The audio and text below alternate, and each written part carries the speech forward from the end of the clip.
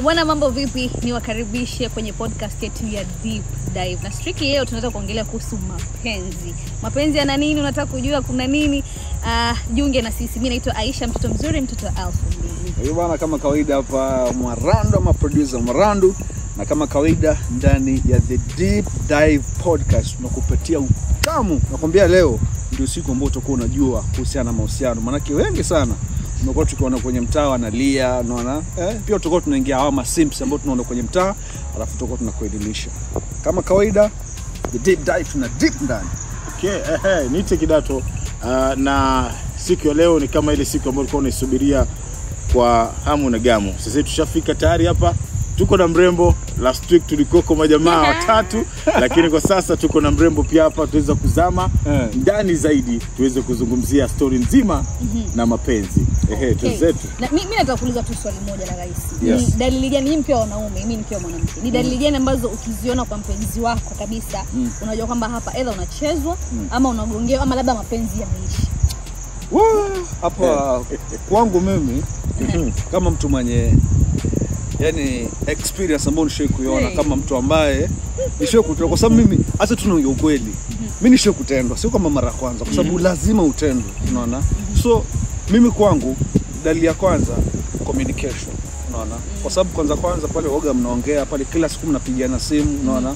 Kama ni text, yeye maybe ndo anakuwa mtu wa kwanza kukutumanisha text, alafu baada ya muda unakuta kwamba yani ile time kwamba mtu akupigie simu, wewe daily ndo unampigia. Alafu kitu kinacho kushangaza ni ile ya kwamba anakupigia ama wewe unapiga simu, alafu anakuambia naomba unitumanishie credit, alafu hakupigia simu. So credo unatuma daily, lakini hakuna simu yenye anakupigia. So mimi kwangu hiyo tayari inakuwa red flag, najua hapa lazima naibiwa, ama iwe tayari siko kwenye list ya wale wapenzi. Kwa hiyo dalili kwangu ni ya kwanza. Communication ikipungua najua tayari hapa mimi natenda.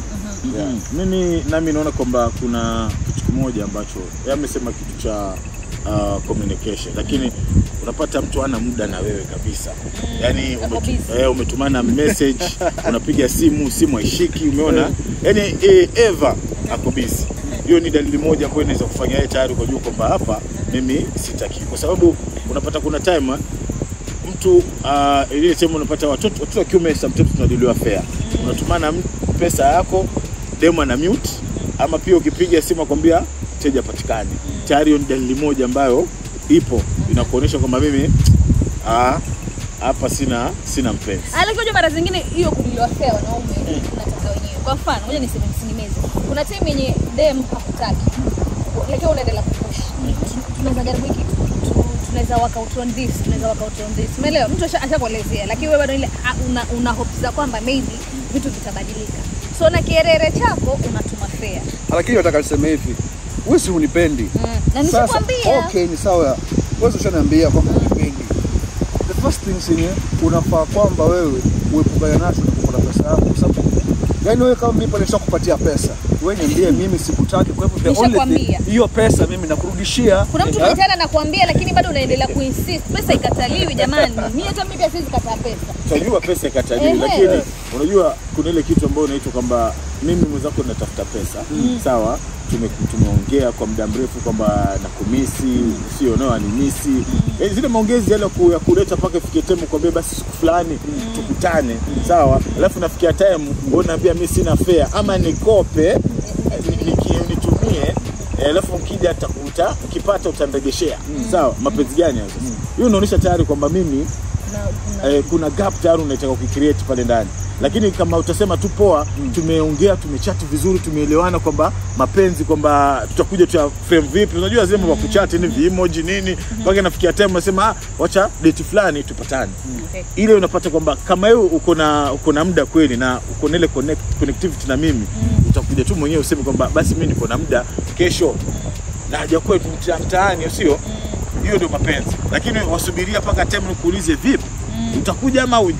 Wanaambia tuma na pesa basi nije, sio? Ama nikope, nikija utanregesha pesa yangu, nifanye nini?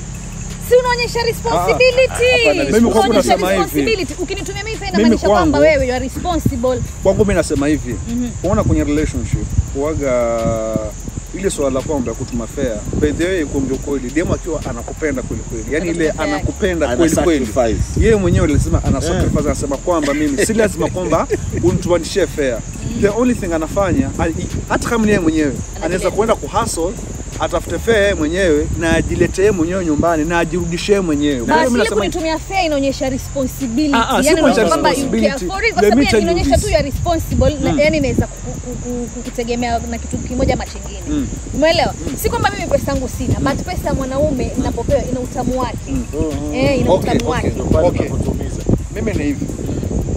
Wewe sahi ushoe kutumia nani? Shikaji. Jamaa fare. Nishatuma. Basi ndio kupata sababu hapa unaiona kwamba ni sababu ambayo pia ukiona unajua vitu. Inaona pia na unapata kuna ule mtu ambaye hajali. Sawa? Unakutamwongelesha kitu kwamba basi itakuwa hivi na hivi na hivi, lakini yeye haizimo kabisa. Hiyo pia dalili moja ambayo inaonyesha kwamba katika mapenzi hapo hapana mahusiano zaidi. Na pia kitu kingine, kwa mfano ukitaka kujua kama unagongewa ama mapenzi yanaenda kiisha, huwa ni kama mtu, kwa mfano kuna vitu vinakuwa mkifanya alafu anze ku lose interest navyo, yani have find interesting. Kwa mfano labda mlizoea every Sunday mnaenda beach, lakini all of a sudden ukimtajia mambo kwamba Sunday tunaanza kwenda beach, iko yani havimpati ule msisimko kama pale mwanzoni. Kwa inaonyesha like huyu mtu itenda, kuna mtu mwenye amemonyesha another version ya kujibamba. Umeelewa? Kuliko hiyo. Yaani ile kwamba kuna vitu vyenye kwa labda Sunday zimezoea, labda naja kwako Mwarani tunapika pamoja, tunakula lunch. Lakini nikishaanza ile kwamba hii sasa imeanza kuwa na naanza ku avoid hiyo routine. Ndugu yangu Mwarani, tafuta mtu. Ndo pale pia amesema kitu pale, kama umezoea kupenda zawadi unampetipeti hapa na hapa, kuna zawadi wamtoa outing kwenda ku shopping, alafu ukaja ukakatisha tu ghafla. Umeona hiyo tayari kwako wewe pia inaonyesha pako na gap tayari na create. Sasa ama shapata mtu mwenye anampigia, na pia kuna vitu vingine vya ndani zaidi. Unapata kuna kitu ambacho huwa anasema kwamba kwa sisi kama wanaume ama kina dada pia tukifanya itafikia time usikie kwamba pana kitu kishajaribiwa mahali fulani. Style fanya hivi washangaa wasema da hapa si kuna Google jamani. Google gani? I want to tell you this. Kuna Google. Ikiwa wewe kila siku umezoea kama mimi nikienda mimi naenda hivi, alafu ile time unaona, like for example okay ni kila siku unajua mimi leo nikienda mimi lazima style ni hii, unaona mimi kila siku nikienda naenda na hii, lakini maridhika kwa muda wote after kama time ukifika hapo sasa hapo nimeanza kuwa na mabendova zima nini, unaona so yani pono unajua lazima pono kuna mtu mahali fulani ashaenda kumuonyesha. Kwa hiyo mimi nasema hivi, ukiona hivyo wewe jua tayari kuna mtu fulani pale nje ashaye kumuonyesha style nyingine madedli ambazo hizo wewe hauziwezi. So hapo tayari wewe jua tayari hapa kuna mtu ashakugongea. Ama pia upige useme kwa mfano wewe chako kimoja chali au sio, ama unapiga viwili chali, hamna chochote, unapata mrembo bado anakuambia mimi bado sijaridhi, anida another one au sio, unapata kwa tayari hapo kuna dalili hapo ishaonesha kuna mtu amepiga zaidi ya vile ambavyo nafikiria. Ndio sio jitahidi kama mwanaume, ujitahidi kama mwanaume. Hapo sasa kama nguvu zangu. Wewe unazoea uwezo wangu mimi tayari ni kwa mimi tayari kivyangu mimi. Wangu mimi tayari najua lazima pale niende kama 4-5. Unaona? Lakini imefikia mahali hizo 5 tayari nimechapa na nasema still bado kuna another wanataka uongeze zaidi. Sasa mtu asiseme kama hajaridhika jamani. Lakini mimi nimezoea kwamba kila siku nikipiga hiyo wewe unasema okay. Yani hiyo mtu amebadilisha menu ya vyakula. Hakuna menu ya vyakula. Vyakula vingine vinatia nguvu zaidi. The moment ukiwa wewe kila siku umezoea ugali kama mimi mwenye nakula ugali kila siku. Wewe ni ugali la kweli. Siku nikila biriani lazima tumbo itaniuma. Unaona? Kwa hiyo ikiwa yeye mimi kila siku nimemzoesha 5. Ya nini ifikie siku sema na 7 ili hali hiyo 5 ndo yani daily hiyo, yani kila siku tunapiga kubadilisha gani, na mimi nakwambia kile kitu tumezoea ndo kila kitu yani ukipiga na Anyway, haya kuna dalili nyingine ambayo ukiona unajua unafaa kujua kama unagongewa. Mtu wako akianza kufananisha na mtu mwingine. Kabisa. Hiyo nao ni mbaya. Hiyo ni mbaya. Hiyo yani kwa mfano sasa kama mimi either na date Marando bana na date Kidato. Kuna sema mimi usitaji Kidato. Kwa mfano sasa ashanza hiyo. Ndio mambo yako hayo. Sio hivyo, mimi naongea kitu reality kwa sababu kila kitu kienda na muonekano. Haya, tuseme sasa na date Marando. Umeona? Lakini kila nikikaa na nitaja Kidato. Ni kitu cha sikuwa nacho before. Basi nile kila nikikaa Kidato hivi. Unajua Kidato sio alifanya nini? Unajua Kidato alifanya ndugu yangu. Kama una mpango wa kutafuta mtu mwingine. Hiyo relationship yani anza kutafuta. Kwa hiyo kitu pole pole huyo mtu anakuja na kutoka. Like mimi tayari kivyangu tayari nishapata demo. Mwenye uko hivyo. It's like in Korea tunapiga sura lakini nasema yani wewe yani penye wewe yani hata yani afadhali yule ambaye nilikuwa naye yani it's like mapenzi yameanza kutoka. Hapo tayari ushaonekana kwamba hauna bao. Hiyo vitu vinatokea. Pia ushapata mtu hivyo. Kile kana ile kupatia comparison. Mapenzi analinda comparison sio anakukompea na watu wake ambao shapita.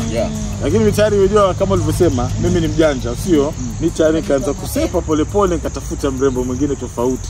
Kwa sababu niliona hapa tutakuja ntendwe. Na ilikuja hivyo ukajionea lakini sikushtuka vile. Nikasema ilikuwa ishajua mpango. Au sio? Haya bwana, kwa shabiki zetu ambao wanaangalia deep dive, kama una sababu nyingine ambayo unaona unaweza tuambia ni vitu gani ambavyo ukiona kwa mpenzi wako unajua kwamba hapa unaibiwa, unaweza tukomentia kwa YouTube channel yetu hapo chini utuambie ni sababu gani ambazo unahisi ama kuna vitu gani ambavyo ukiviona katika mahusiano unajua kwamba hapa inabidi utafute mtu mwingine. Thank you. Hey guys, welcome back. Kama kawaida bado tuko ndani ya podcast ya Deep Dive. Na tumesema leo ni strictly mapenzi jamani. Tunaongelea mapenzi kwenda mbele kwa sababu vijana wanateseka na mapenzi. Ndio maana tunataka kujua ni vigezo gani unaangalia before uingie katika relationship. Wewe kama ni kijana, unaangalia nini kwa mwanamke before uingie katika mahusiano na yeye? Na kama wewe ni mwanamke, unaangalia kitu gani ndio uingie katika mahusiano na yule mwanamke? To me, mimi kwangu kitu cha kwanza ambacho ninaangalia before niingie kwenye mahusiano, kitu cha kwanza naangalia respect. Kwa sababu respect ndio the key kwa relationship. Kila kitu ni hapo respect. So respect yako inakuangalia na kuangalia your dressing code. Leo unavaa.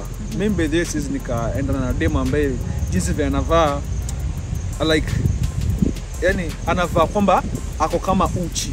So obvious najua kwamba yeye hapo ni kama a community project. So kwanza mimi naangalia mavazi, alafu pia tumesemaje vile a community project. Yeah. Sponsored. So yes.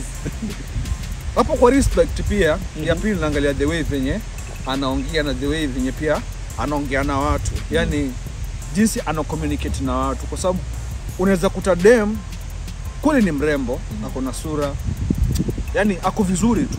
Lakini the way venye anaongeleshana na watu either ni mademu wenzake ama pia majamaa nisije kuna kuta huyu mtu hata nikiwa naye kwa relationship sidhani kama tutafika mbali kwa sababu obviously nitakuwa naye lakini tutakosana tu.